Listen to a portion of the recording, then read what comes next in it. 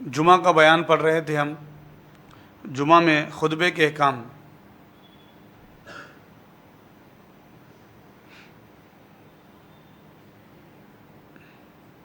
خطبہ جمعہ نماز جمعہ کی شرط ہے، بغیر اس کے نماز جمعہ صحیح نہیں۔ خطبہ کم سے کم 3 عقل مند بالغ قابل امامت آدمیوں کے سامنے پڑھنا شرط ہے، جو شروع سے آخر تک موجود رہے۔ اگر اس سے کم آدمی رہے تو شرط ادا نہ ہوگی۔ خطبے میں 2 معاملے ضروری ہے اور وہ فرض ہے۔ ایک وقت ہے جو زوال کے بعد ہو اور جمعہ سے پہلے ہو۔ اگر وقت ظہر سے قبل یا نماز جمعہ کے بعد خطبہ پڑھا تو درست نہیں۔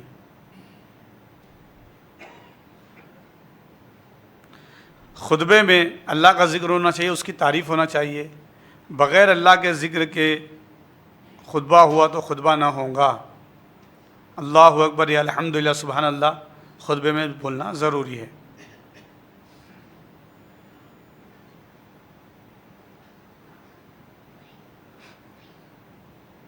خطبے میں صرف اتنا سبحان اللہ الحمدللہ بول کے بیٹھ جانا بنیت خطبہ کہنے سے خطبہ ادا ہو جاتا ہے، لیکن بلا عذر صرف اسی مقدار پر اکتفا کرنا مکروہ تحریمی ہے، منع ہے۔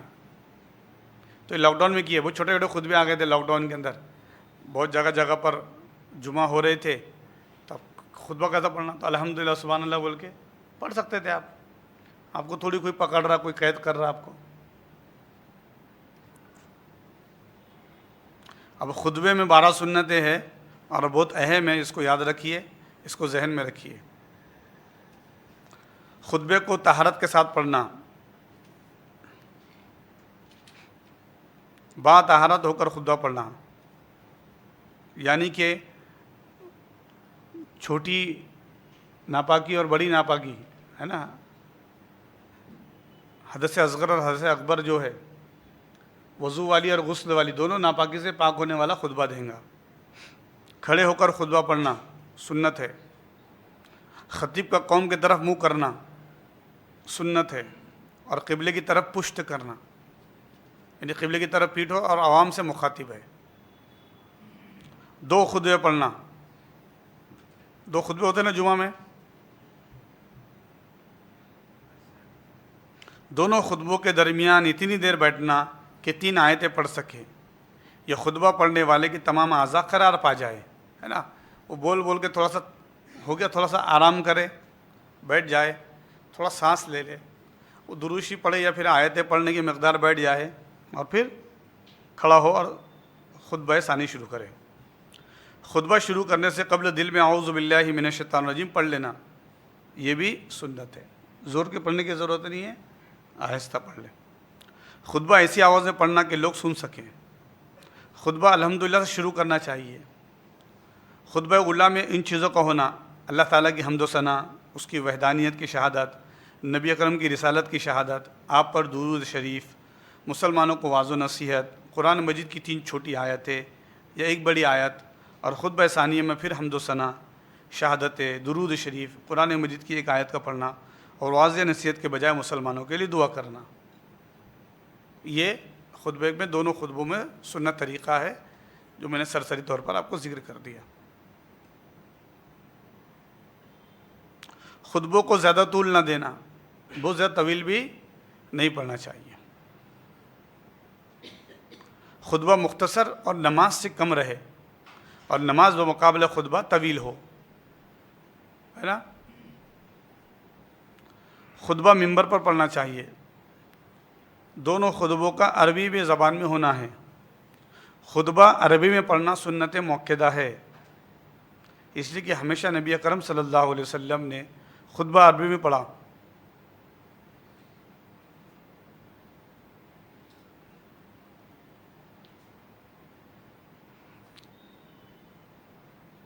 حضور جب خطبہ دیتے تھے مدینہ شریف میں تو کئی اور علاقے کے لوگ بھی مدینہ آیا کرتے تھے جو عربی سے ناواقف بھی تھے، اور صحابہ کرام عربی کے علاوہ اجمی زبانیں بھی جانتے تھے، مگر ان لوگوں کے لیے خطبہ ان کے زبان میں نہیں بلکہ اللہ کے رسول صلی اللہ علیہ وسلم نے عربی میں پڑھا اور بدلہ نہیں۔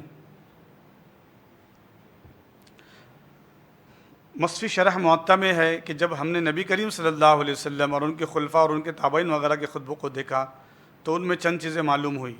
اللہ کی حمد و ثنا، وحدانیت، رسالت، نبی کریم پہ درود، مسلمانوں کو تقوی کی نصیحت، قرآن مجید کی آیت، اور مسلمانوں کے لیے دعا و خطبہ کا عربی میں ہونا۔ اور خطبہ عربی ہونے پر مشرق سے مغرب تک تمام مسلمانوں کا یہ لزوم ہے۔ اکثر ملکوں میں حاضرین عجمی ہوتے تھے، لیکن پھر بھی عربی میں خطبہ ہی دیا گیا ہے، اور عربی میں پڑھنا سنت موقدہ ہے۔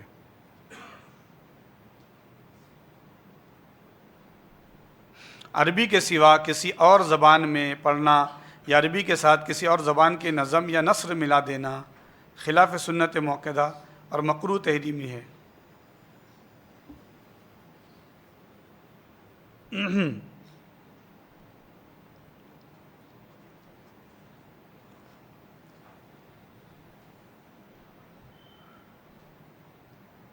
تو اور زبان ملا دینا بولے تو ایسا ہے کہ صرف اردو یا فارسی نہیں ہے، بلکہ تیلگو ہے، کنڑ ہے، مراٹھی ہے، بنگالی ہے وغیرہ سب زبانیں مراد ہے۔ کسی زبان کو شامل جمعہ کے خطبے میں نہیں کر سکتے۔ عربی میں دیجیے تو اس کے لیے بہتر طریقہ یہ ہے کہ ماشاءاللہ مقامی زبان میں خطبہ ہوتا ہے مسجدوں میں، اردو میں بیان ہوتا ہے۔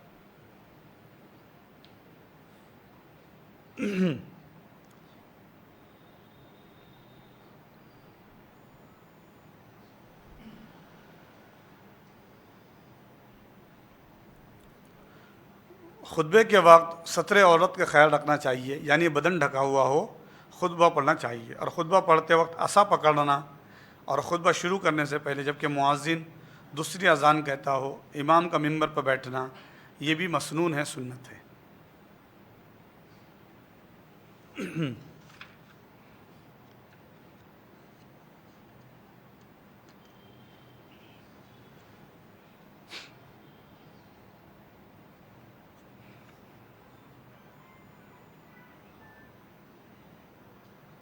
دوسرے خطبے کو پہلے خطبے سے کم آواز میں پڑھنا چاہیے۔ خطبے کے دن خطیب کا جمعہ کے دن سیاہ امامہ باندھنا بھی مسنون ہے۔ حضور بہت پسند کرتے تھے کالا امامہ پہننا۔ اب یہ چیز تو مسنون ہے۔ اب کیا نہیں کرنا چاہیے خطبے کے وقت؟ امام ممبر پہ کھڑا ہوا اور چڑھتے وقت لوگوں کو سلام کرے، السلام علیکم، تو یہ مکروہ ہے۔ بلا طہارت خطبہ پڑھنا مکروہ ہے۔ بلا ستر عورت مکروہ ہے۔ خطبہ بیٹھ کے پڑھنا مکروہ ہے۔ دوسری اذان ختم ہونے سے پہلے شروع کر دینا خطبہ، صرف پہلا خطبہ پڑھنا، خطبوں کے درمیان کا جلسہ ترک کر دینا، ایک کے بعد ایک شروع کر دینا مکروہ ہے۔ خطبے کو اتنا طویل کرنا کہ وہ بہت زیادہ طویل ہو جائے، بڑی صورت کی اتنا، اور اتنا کم کر دینا کہ 3 آیتوں سے کم ہو، دونوں چیزیں مکروہ ہے۔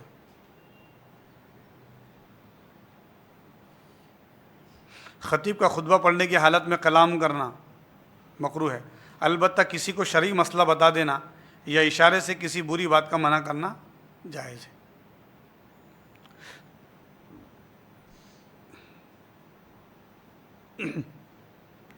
جب امام خطبے کے ارادے سے ممبر پر چڑھنے کے لیے اٹھ کھڑا ہو تو اس وقت سے لے کر تو خطبہ ختم ہونے تک آپس میں بات چیت کرنا بھی منع ہے۔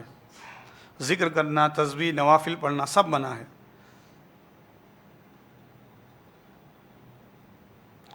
اب کوئی شخص پہلے سنت پڑھ رہا اور جو جمعہ کے خطبے کا وقت ہو گیا تو پھر کیا کرے؟ تو جو خود سنت پڑھ رہا ہے وہ جلدی جلدی پڑھ کے سنت کو مکمل کرے۔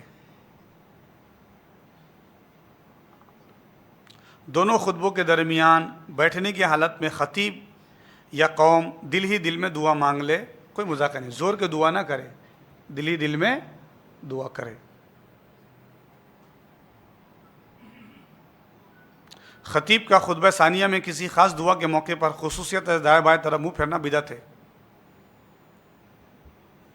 تو خطبہ ثانی میں جو ہے بس ہم نے بھی اپنے اساتذہ کو، بڑے بڑے شیوخ کو دیکھا، دیکھتے ہیں، اللہ معاف کرے، ہو سکتا ہے ہم سے بھی ایسا ہو گیا ہو، لیکن تو ادھر ادھر دیکھنا خطبہ ثانیہ میں دعا کرتے وقت منع ہے اور بدعت ہے.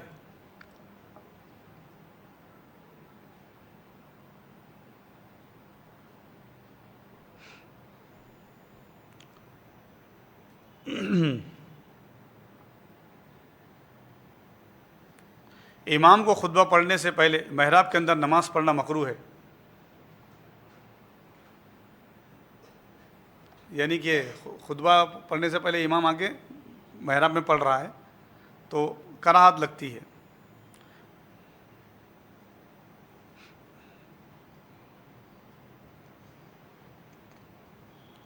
خطیب کا بالغ ہونا شرط نہیں، اگر نابالغ لڑکا بھی خطبہ پڑھ دے تو جائز ہے، بشرط کہ نماز وہ نہ پڑھائے بلکہ بالغ آدمی پڑھائے.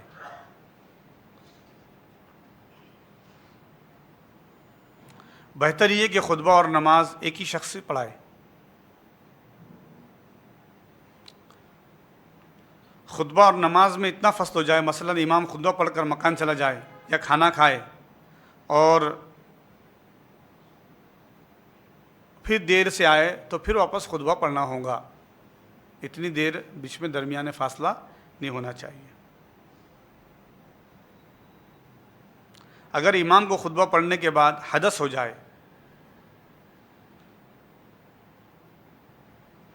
یعنی ہوا نکل گئی یا کوئی ایسا لگا کہ پیشاب کی جگہ سے کچھ نکلا یا پھر ٹوائلٹ کی جگہ سے کچھ نکلا ہے، تو اس کو چاہیے کہ ایسے شخص کو خلیفہ کرے جو خطبہ سننے میں شریک ہو. تو پہلی سب میں شریک ہی ہوتے ہیں، تو اس کو شخص کو خلیفہ کر دے، یعنی آگے کر دے.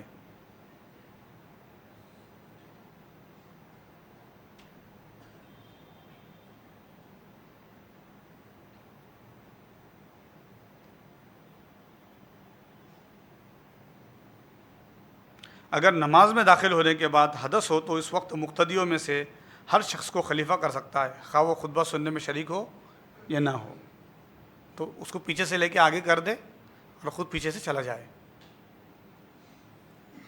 ایک بہت اچھی بات اس میں آ گئی کہ رمضان کے آخر جمعے کے خطبے میں وداع و فراق، رمضان کے مضامین پڑھنا نبی اکرم سے منقول نہیں. نہ کتب فقہ میں کہیں اس کا ذکر ہے، نہ کوئی اور کتب میں. اس پر مداومت کرنا اور اس کو ضروری سمجھنا کہ کہیں عوام کو اس کے مسنون ہونے کا خیال نہ ہو جائے، درست نہیں ہے. ایک ایسی ہوا، اللہ پاک ہمارے مرحوم صدر کی مغفرت کرے، انہوں نے ایک جگہ آخری جمعہ پڑھا ہے جمعہ کا، اور انہوں نے یہ نہیں کہ الوداع الوداع یا شہر رمضان، ہے نا، ختم التراویح و تکمیل القرآن و ختم القرآن، یا السلام علیکم یا شہر رمضان، الفراق الوداع الوداع، وہ نہیں بولے. تو ان کو وہاں کے لوگوں نے پکڑ لیا اور کہا یہ کیسا خطبہ دیا تم نے؟ تو کہا کیوں بھائی، اللہ اور اس کے رسول کی حمد و ثنا تو ہو گئی. نہیں بولے تم نے وہ الوداع الوداع نہیں پڑھے. تو فوراً فون آیا، تو بولا ہو گیا خطبہ. فون آیا تھا وہاں سے، تو بولا خطبہ ہو گیا، اور آپ ان کو اصرار نہ کریں اور ان کو کچھ باتیں نہ کریں ان سے. تو عوام میں ایک چیز ہو جاتی ہے، ارے وہ تو ہوا ہی نہیں ہے جمعہ میں، تو نہیں ہوا، کوئی اوقات نہیں ہے. لیکن آپ اس کے لیے اصرار کرنا کہ دوبارہ خطبہ دو، یا کیسا عجیب، بولے خطبہ دینے والا آ گیا تھا، بولے آج اس نے الوداع ہی نہیں پڑھا بولے. تو اس میں لازمی ضروری نہیں ہے کہ اس کو ہونا چاہیے.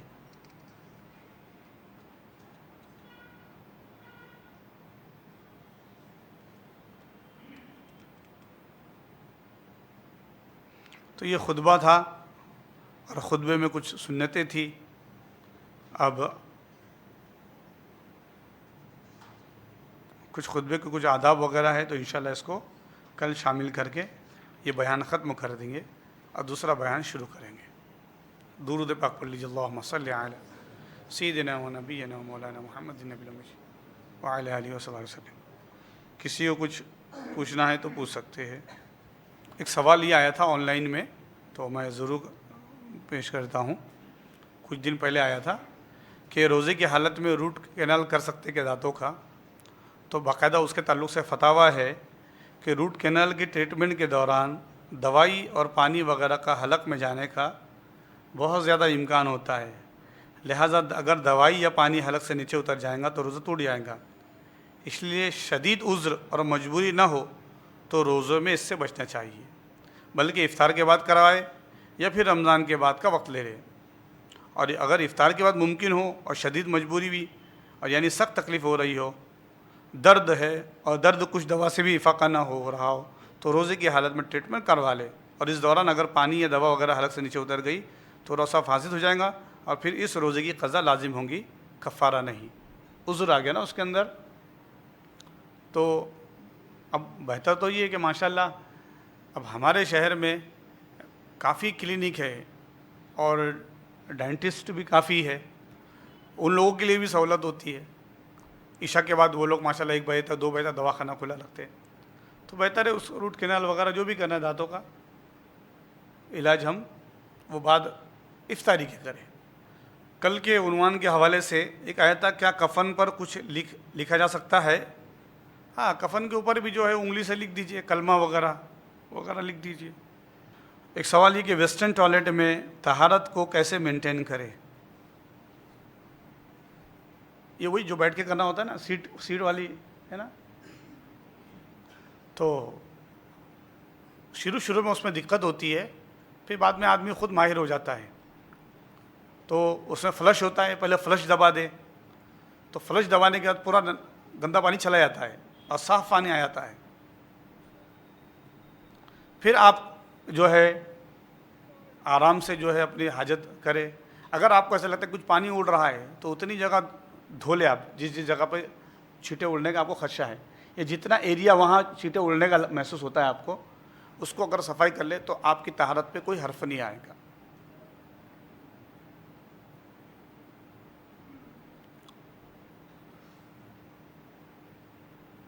اگر نل بنی ہوتی ہے، وہاں پہ کچھ نلی لگی ہوتی ہے، اس سے پاکی حاصل کر لے، یا پھر بکیٹ میں پانی لے کر پہلے سے رکھے اور پھر مگ وغیرہ سے لے کر آپ صفائی حاصل کر سکتے ہیں۔ اور پھر آپ چاہتے ہیں کہ بھئی اور تھوڑا صاف ہو جائے لیکن اس کے علاوہ مقام ہی نہیں ہے، تو وہیں پر اچھے سے صفائی حاصل کر لیں اور پھر پیر دھو لیں آپ، کیونکہ وہاں پہ آؤٹ لیٹ بھی ہوتا ہے، پانی بہنے کا انتظام ہوتا ہے، اس طریقے سے آپ کر سکتے ہیں۔ یا پھر نہیں آتی ہے آپ کو ڈر ہے، تو پھر ایسی جگہ تلاش کریں کہ جو آپ انڈین ٹوائلٹ ہو، آپ کو خدشہ ہو تو۔ لیکن اس میں وسوسے آنا، کوئی چھینٹے اڑ جانے سے کہ میں ناپاک ہو گیا، کچھ نہیں، آپ صاف کر لیں، اس مقام کو دھو لیں تو صاف ہو جائیں گے۔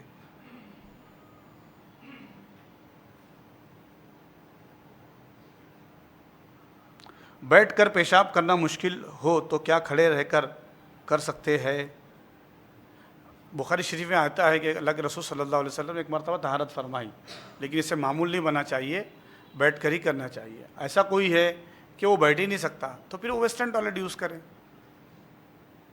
ہاں، کبھی کبھار ایسا ہوگا کہ کہیں ہے ہی نہیں انتظام، تو پھر ہم ایسی رائے اختیار کریں کہ جس سے ہماری پاکی کے اوپر حرف نہ آئے۔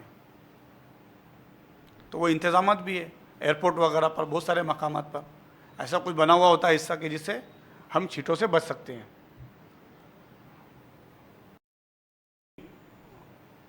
کوشش کریں کہ صاف رہے، ہم ستھرے رہے، اس کو معمول نہ بنائیں۔ ایک سوال یہ کہ 5 تولہ سونا ہے، اس پر کتنی زکوٰۃ ہوں گی؟ تو زکوٰۃ کے لیے فقہائے کرام نے بالاتفاق یہ بتایا ہے کہ ایک سونے کی جنس ہے اور ایک چاندی کی جنس ہے۔ سونے کے لیے زکوٰۃ کا جو نصاب ہے وہ 7.5 تولہ ہے، اور چاندی کے لیے 52.5 تولہ ہے۔ اس میں سے دونوں چیزیں ملا کر کوئی ایک کم جنس کی طرف نصاب مکمل ہو رہا ہے تو آدمی پہ زکوٰۃ واجب ہو جاتی ہے۔ اس کی مثال یوں سمجھ لیجئے، ہم نے جمعہ میں بھی اس کا ذکر کیا، کسی کے پاس 1 تولہ ہی سونا ہے اور اس کے پاس انگوٹھی ہے چاندی کی، یا کچھ کیش بیلنس ہے، اب چاندی کے نصاب کو پہنچ جا رہا ہے وہ، کیونکہ 1 تولہ سونے کا آج کا جو ریٹ ہے وہ 60,000 روپے ہے، اور 52.5 تولہ چاندی تقریباً 612 گرام ہوتے ہیں، 77 روپے سے وہ آج کا جو پونا کا ریٹ ہے وہ 47,000 روپے ہے، 47,000۔ تو 47,000 روپے کے تک اگر آدمی کے پاس سے نصاب پہنچ گیا کہ وہ چیز جو سونا ہے، یہ چاندی ہے، یہ جو بیلنس ہے 1 سال سے ہے یا پھر 9 مہینے سے ہے یا 10 مہینے سے ہے، ابھی 2 مہینے سے لیا ہے تو پھر سال مکمل ہی نہیں ہوا، لیکن بالکل سال مکمل ہونے کے قریب ہے تو پھر ایک ہم وقت بنا لے کہ اسی وقت میں ہر سال دیا کریں گے. تو اب ایک کم جنس جو کم مقدار ہے نصاب مکمل ہونے کی، اس تک نصاب پہنچ جا رہا ہے، اب اس شخص کو 100 روپے پہ 2.5 روپیہ یعنی کہ 2.5 اپنے پورے نصاب پر دینا ہے. اور ایسا کوئی ہے کہ جس کے پاس 5 گولڈ سونا ہے، اس کے علاوہ کچھ ہے ہی نہیں، تو وہ ایک ہی جنس ہے اور اس کا نصاب مکمل ہونے کے لیے 7.5 تولہ سونا ہونا ضروری ہے، تو پھر اس پر زکوٰۃ ہی واجب نہیں ہے. خواتین کے ذہن میں یہ بھی ہوتا ہے کہ استعمال کی چیزوں پر زکوٰۃ نہیں ہے، تو میں تو سونا استعمال کرتی ہوں. خاتون یہ کہتی ہے تو میرے پاس 8 تولہ سونا ہے اور میں کیوں زکوٰۃ دوں؟ شریعت نے کہا ہے 7.5 تولہ سونا ہونا چاہیے، تو 7.5 تولہ میں استعمال کرتی ہوں، اس کے اوپر آدھا تولہ ہو رہا ہے، تو کہاں ہو رہا ہے نصاب؟ تو وہ زیب و زینت کی چیز ہے، اس لیے نصاب پورا ہو چکا ہے، پورے سونے کے اوپر زکوٰۃ دینی ہے اور ہر سال دینی ہے. 1 سال دے دیا اور پھر نہیں دیے، اس لیے کہ وہ زکوٰۃ دینا اس مال کو اللہ کی حفاظت میں دے دینا ہے اور اس کو صاف ستھرا کر کے مستحق اور غریب تک وہ رقم پہنچا دینا ہے. تو یہ کچھ سوالات تھے جس کی میں نے مختصر سی وضاحت کر دی.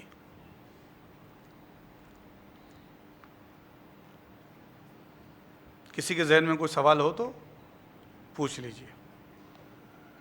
اگر جگہ کی قلت ہو تو پڑھ سکتے ہیں، ذہن میں یہ رہے کہ جگہ صاف ہوگی، اگر جگہ گندی ہوں گی تو پھر درست نہیں.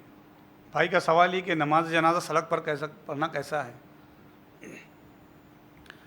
ایسے اگر کوئی معاملات ہے جس میں ہم چاہے وہ 5 وقتہ نماز پڑھ رہے ہو یا نماز جنازہ پڑھ رہے ہو، تو اگر حکومت کی طرف سے، علاقائی طرف سے اگر اس طریقے سے معاملہ ہے کہ پڑھ سکتے ہیں تو پھر بہتر یہ کہ کچھ بچھا کے پڑھے، اور اگر نہیں ہے اور ایک ذہن میں کہ جگہ صاف ہے تو اسے پڑھنے کی اجازت ہے.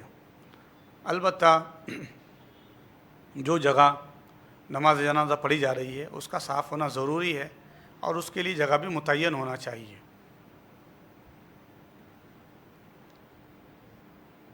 ٹھیک ہے، اور کسی کے ذہن میں کوئی سوال؟ چپل پہن کر نماز جنازہ پڑھ سکتے کیا؟ چپل پہن کر نماز بھی ادا کی جا سکتی ہے اگر بہت صاف ستھرا پاکیزہ ہے تو، لیکن خدشہ یہ ہوتا ہے کہ ہم ٹوائلٹ میں جاتے ہیں، لیٹرین میں جاتے ہیں، اس میں کچھ غلاظت لگ جاتی ہے، تو چپل پہننا اور چپل اتار کر کھڑے رہنا یہ دونوں بھی درست نہیں ہے.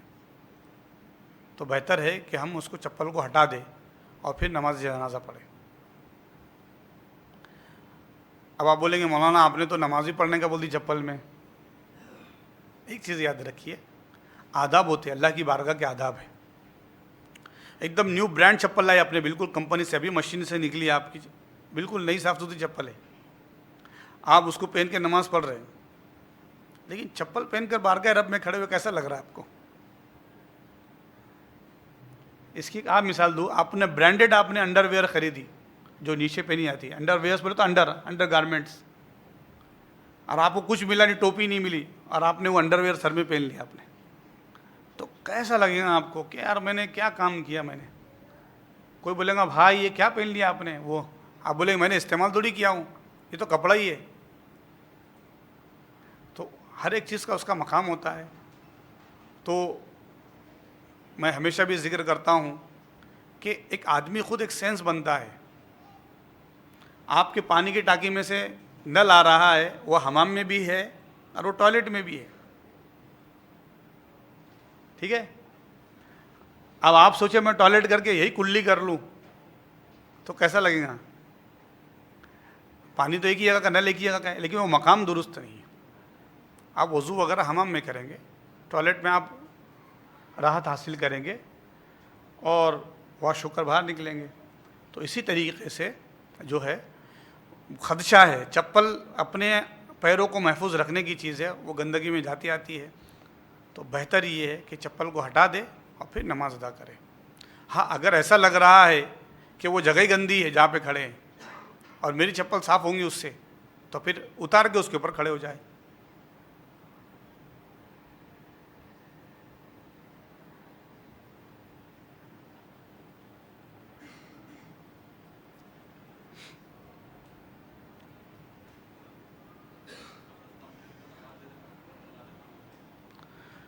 قبرستان کے اندر نماز جنازہ اگر جگہ مختص کی گئی ہو، یعنی کہ نماز جنازہ کے لیے الگ سے، تو وہاں پڑھ سکتے ہیں۔ البتہ قبروں کے درمیان یا پھر قبر سامنے ہو، قبر بازو میں ہو، تو پھر نماز جنازہ نہیں پڑھ سکتے۔